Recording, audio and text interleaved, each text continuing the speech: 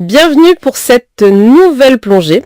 Aujourd'hui, on s'attaque à un sujet brûlant. C'est contenu synthétique, créé par intelligence artificielle. C'est faux qui sont de plus en plus partout sur les réseaux sociaux. On va essayer de décortiquer un peu tout ça. La menace, comment ça se propage si vite, les impacts, et ils sont nombreux, financiers, démocratiques, même psychologiques. Et puis, comment on essaye de réagir. C'est vrai que la ligne entre le vrai et le faux devient de plus en plus mince. Bon, allons-y. Alors, pour commencer, l'IA générative, c'est quoi au juste? Pour faire simple, ce sont ces outils qui créent des images, des sons, des textes qui ont l'air incroyablement réels, juste à partir d'une instruction. C'est ça qui est derrière les deepfakes ou hyper-trucages, comme on dit parfois. Et ça évolue à une vitesse folle. Les petits défauts qu'on repérait avant, genre les mains un peu bizarres sur les images, ça devient de plus en plus rare. C'est de plus en plus dur de se fier juste à ce qu'on voit. On a tous vu des exemples passés, je pense. Il y a eu des trucs un peu ludiques, comme le faux compte Tom Cruise sur TikTok, ça montrait le potentiel. Mais bon, souvent c'est beaucoup moins marrant. La fausse image d'explosion près du Pentagone, qui a fait chuter la bourse, ou les fausses photos de l'arrestation de Trump qui ont semé un sacré bazar en ligne. Oui, et ce qui est assez fascinant ou inquiétant, c'est que la technologie en elle-même, elle est neutre. C'est vraiment l'intention derrière qui pose problème. Le souci, c'est que ces outils rendent la manipulation sophistiquée accessible à beaucoup plus de monde. Et ça ne touche pas que l'image, c'est ça? On parle aussi de clonage vocal. Il suffit de quelques secondes d'un enregistrement pour imiter parfaitement une voix. C'est assez flippant, non? Absolument. Et c'est déjà utilisé pour des arnaques très ciblées, comme la fraude au président, où quelqu'un se fait passer pour le PDG pour demander un virement urgent. Ça cause des pertes financières bien réelles.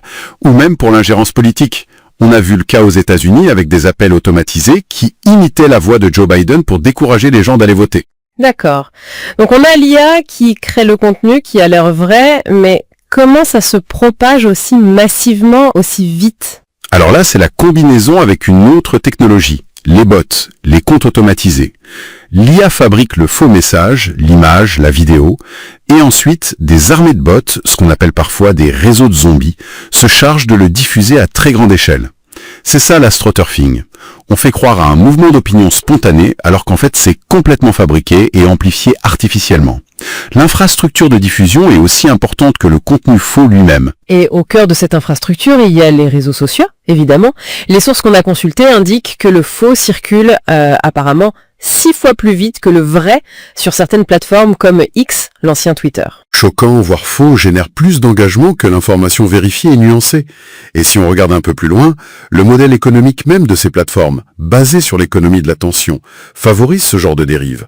Ajoutez à ça certaines décisions comme le fait de rendre payante la petite coche bleue de certification sur X. Ah oui, le badge qui était censé garantir l'authenticité. Voilà.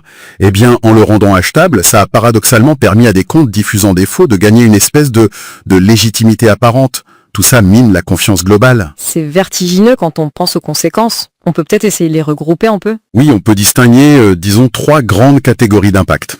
D'abord, l'impact financier.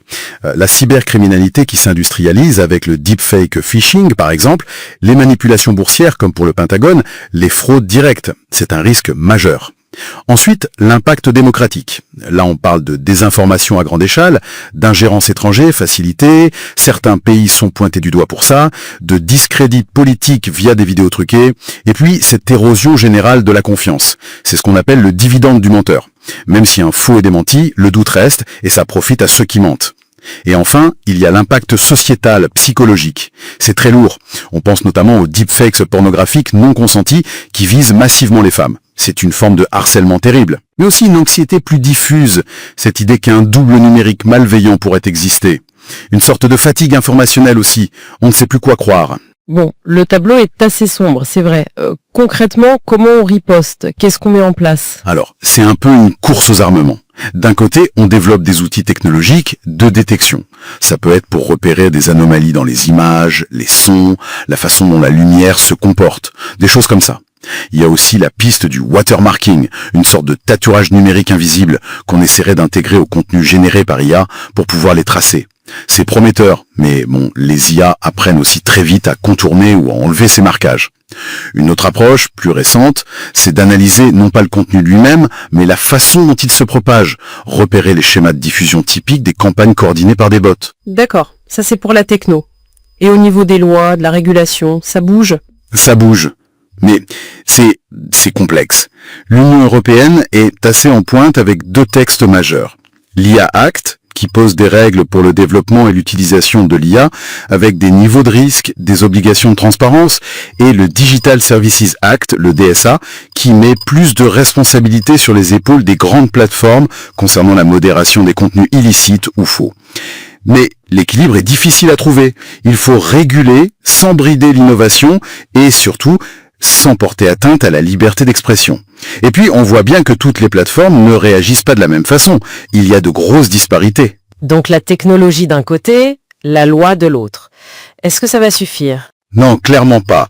La réponse humaine, citoyenne, est absolument fondamentale. Le travail des journalistes, du fact-checking est plus crucial que jamais pour démêler le vrai du faux. Mais au-delà de ça, c'est vraiment l'éducation aux médias et à l'information, l'esprit critique qu'il faut renforcer chez tout le monde. Développer les bons réflexes, toujours se demander d'où vient une information, qui la diffuse, essayer de croiser les sources et se méfier puissance 1000 quand un contenu provoque une émotion très forte, très immédiate. Notre vigilance individuelle et collective, c'est un rempart essentiel. Donc si on résume, ce phénomène du faux synthétique, c'est un défi vraiment systémique. Ça touche à la fois la technologie qui évolue hyper vite, les plateformes et leurs modèles économiques, la régulation qui essaye de suivre, et les impacts nous concernent toutes et tous, à différents niveaux. Alors, qu'est-ce que tout ça nous dit pour l'avenir? Ça nous dit que la résilience face à ce défi passera forcément par une action coordonnée. Il faut agir sur le front technologique, sur le front légal, et surtout sur le front de l'éducation citoyenne. L'enjeu principal, au fond, c'est de réussir à restaurer ou au moins à protéger la confiance dans l'espace informationnel. Et ça soulève une dernière question peut-être un peu plus philosophique pour la route. Si nos propres sens, notre vue, notre ouïe, peuvent être trompés par la technologie, comment est-ce que notre société va redéfinir les notions de confiance et de preuve? Qu'est-ce qui va remplacer le fait de voir pour croire dans ce nouveau monde?